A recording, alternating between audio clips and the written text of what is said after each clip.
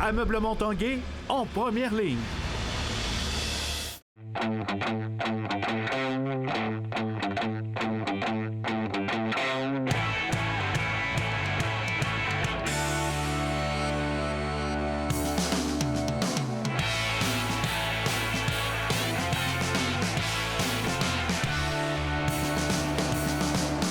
À tous, bon mardi, bienvenue à l'Esprit sportif. Dans l'émission aujourd'hui, on vous présente un reportage sur le film Les Derniers Vilains qui met en vedette les frères Vachon. On parlera également de la nouvelle saison du club de ski alpin Rouge et Or. Mais d'abord, on parle voile. Ça a été confirmé il y a quelques jours déjà, le retour de la Transat Québec-Saint-Malo. Il s'agira de la 10e présentation de cet événement transatlantique. Ça aura lieu le 12 juillet entre Québec et Lévis pour le départ. On en a parlé évidemment avec le directeur général de l'événement, Richard Sanson.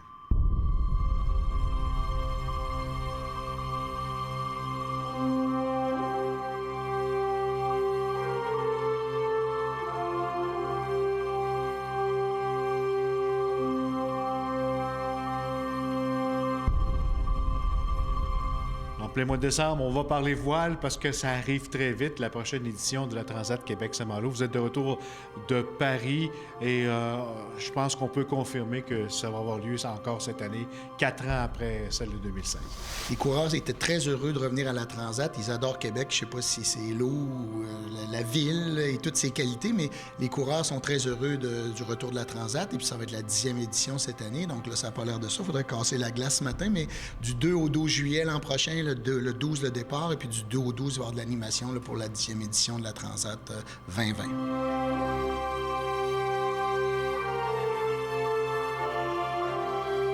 Évidemment, on veut attirer les plus gros noms. Oui. On est capable de les attirer à Québec? Ah ben ils veulent tous. Et ben là, déjà, on a Gilles Laméré qui vient de remporter la Jacques Vabre avec un équipage franco-québécois avec Charles Monnier. Eux, c'est des grosses possibilités de podium.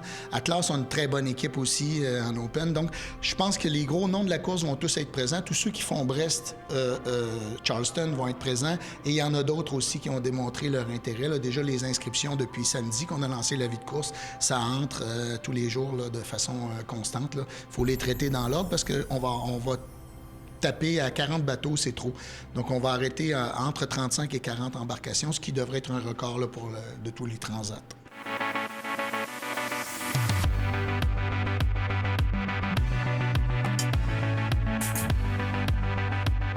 Ça coûte cher à organiser cet événement-là, mais la popularité du sport en Europe, surtout, fait que Saint-Malo, entre autres, c'est ça qui fait qu'on réorganise encore cet événement-là 4 ans plus tard? Bien, le nautisme est très fort au Québec aussi.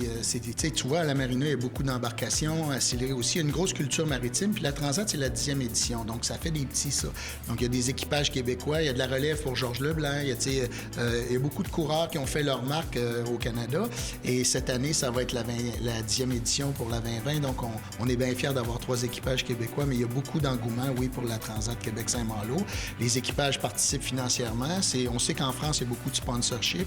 Et puis au Québec, le fait que ça soit le départ soit de Québec, bien, ça aide les équipages québécois à trouver du financement pour participer, absolument. On va souligner ce 10e anniversaire-là. Et on va avoir une exposition photo. On va rendre hommage à des grands coureurs québécois, ceux qui ont participé. Et puis, dans la Transat, dans le village, cette année, il va y avoir 3 volets, c'est-à-dire le volet culturel. Il va y avoir l'exposition photo, il va y avoir du théâtre, il va y avoir de la musique, évidemment, des conférenciers interactifs, de la réalité virtuelle pour les jeunes. On va avoir le laboratoire de la mer aussi, parce que la voile, c'est aussi une façon de démontrer les énergies renouvelables. On sait que les gens de voile utilisent beaucoup le solaire, l'hydraulique et puis l'éolien. Donc, on va mettre ça on va vulgariser ça pour le public aussi dans un cadre ludique. Et puis ensuite de ça, on va avoir les saveurs de la mer, évidemment, dans lequel on va pouvoir faire de la dégustation des produits du Saint-Laurent et des produits Malouin quand on sera sur place là-bas. Donc, il va y avoir une belle animation dans le port. Puis c'est toujours le fun de voir ces Formule 1 de la mer-là qui sont à l'avant-garde de la technologie, évidemment. Est-ce qu'on va voir un changement dans la technologie des voiliers de 2016 à ceux de 2020? Bien, moi, je dis toujours que c'est un peu la course transatlantique, c'est un peu la Formule 1 de la voile. Donc, tu sais, avec les foilers, on appelle ça des foilers en anglais, là, c'est des ailes sous le bateau qui fait que toute la physique du bateau est extraite de l'eau, donc ils ne touchent plus à l'eau. Ils atteignent des vitesses incroyables. Donc, on pense que si la météo est bonne, ça pourrait être la transat de plusieurs records. Et puis, on va se dépêcher après le départ pour partir pour Saint-Malo pour implanter le village. À tout hasard, ils traversent l'Atlantique en 8 jours. Là. C'est un peu barjot. Là. Donc, c'est jour et nuit en équipage. Ils sont très heureux de faire la course. Et puis, si les records sont battus, bien, nous, on va déjà être prêts pour les accueillir à l'arrivée à Saint-Malo. Le départ est le 12, donc on va avoir des festivités là, du 2 au 12 qui risquent de plaire à tout le monde.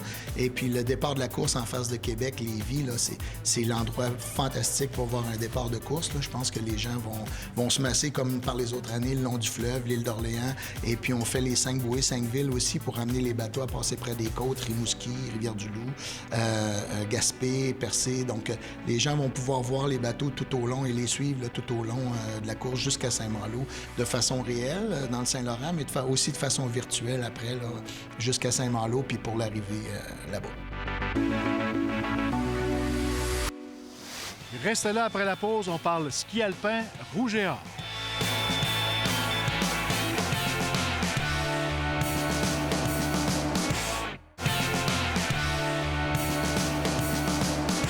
Parlons maintenant ski alpin. On a lancé ce matin du côté rouge et or la toute nouvelle saison qui s'amorcera dans quelques semaines.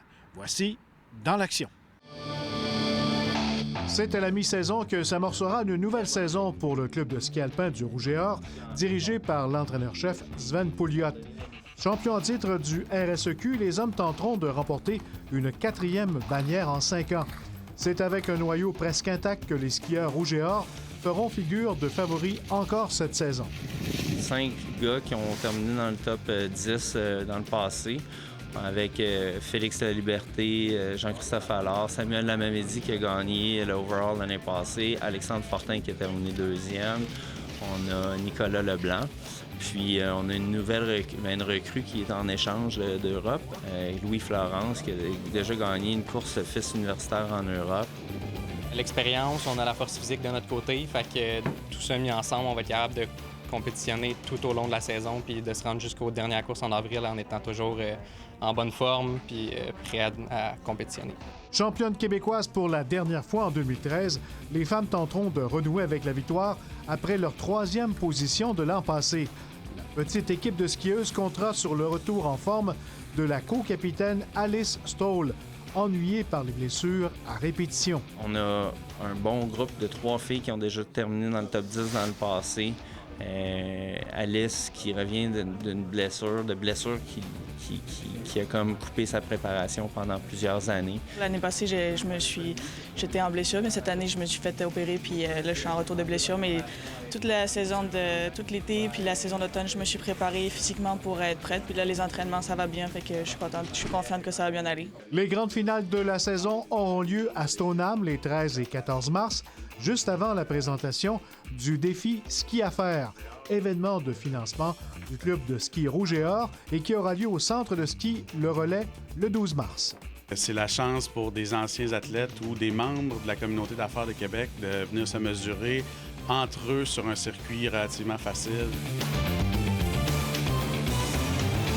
Parlons maintenant cinéma, alors que le film Les Derniers Vilains, qui met en vedette les frères Vachon, des lutteurs qui ont marqué leur époque, est présentement en salle dans la région de Québec. Il y a quelques jours, Stéphane Turcot a rencontré le réalisateur de Québec, Thomas Rinfret. Il y a des histoires vraies qui sont si fantastiques qu'on pourrait penser qu'elles ont été fabriquées de toutes pièces.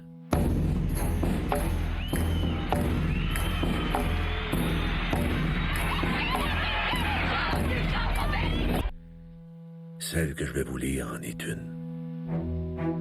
Mon frère Maurice est devenu un héros pour tous les Canadiens. Son succès, c'est que le monde haïssait. I'm gonna break this out! Break it out of me to finish! You're taking away with that! Thomas, quand on te propose une histoire sur Paul Vachon, comment tu réagis? Premièrement, j'avais l'impression que c'était un plan B. C'est pas des histoires que je vous conte, c'est des réalités, c'est ça qui est arrivé. Et une fois que j'ai rencontré Paul, là, j'ai compris qu'on avait un film. Paul Vachon a 82 ans et il fait revivre dans ce film l'histoire de son frère Maurice, sa sœur Viviane, sa fille Luna et sa propre histoire. J'ai pas eu une vie ordinaire, mais c'était ma vie. Et j'ai aimé chaque seconde. Thomas Rinfret a suivi Paul Vachon pendant 5 ans pour réaliser le film. Il porte avec lui vraiment une époque complète. C'est comme si il se promenait avec les années 50, 60, 70 sur son dos. La vie qu'on a, c'est la continuité de la vie d'un lutteur professionnel. C'est un vieil homme qui se promène de foire en carnaval pour vendre des objets, mais surtout des mémoires de la famille Vachon. Puis surtout, il va dans ces endroits-là pour raconter ses histoires à tout le monde. Et Dernier vilain, ce n'est pas nécessairement un film sur la lutte. J'ai fait des films au Pakistan, j'ai fait des films en Australie. Il y a bien sûr des scènes de lutte, mais c'est beaucoup plus que ça. Pour moi, l'intention de ce film-là, c'était de plonger dans la vie d'un vieil homme qui a eu et qui a des souvenirs extraordinaires, d'une vie extraordinaire. C'est pas banal ce que ces hommes-là ont vécu et ces femmes-là de la famille Vachon. Et de le suivre au quotidien dans sa vie d'aujourd'hui et comme première trame et à travers ça, revivre leur passé, pour moi, c'était ça qui était pertinent. Si la critique est bonne, Paul Vachon a été le plus touché par la réalisation de Thomas Rinfret. Il est très fier de ce film-là. Lorsqu'il l'a vu pour la première fois, on avait quand même des appréhensions parce qu'il y a des moments qui sont touchants, mais qui sont un peu difficiles pour lui à travers le film. Mais quand il a fini le premier visionnement, il a dit « Maintenant, je peux mourir ». Mais à 82 ans, il lui en reste encore. Puis la deuxième chose qu'il nous a dit, c'est mais là, je veux pas vous blesser, mais c'est juste la moitié de l'histoire. » Ouais, finalement, un plan B qui a drôlement bien servi Thomas Rinfret. Stéphane Turcot, TVA Sport, à Québec. Voilà, c'était l'Esprit sportif pour aujourd'hui. Soyez là demain, même heure. Bye bye tout le monde.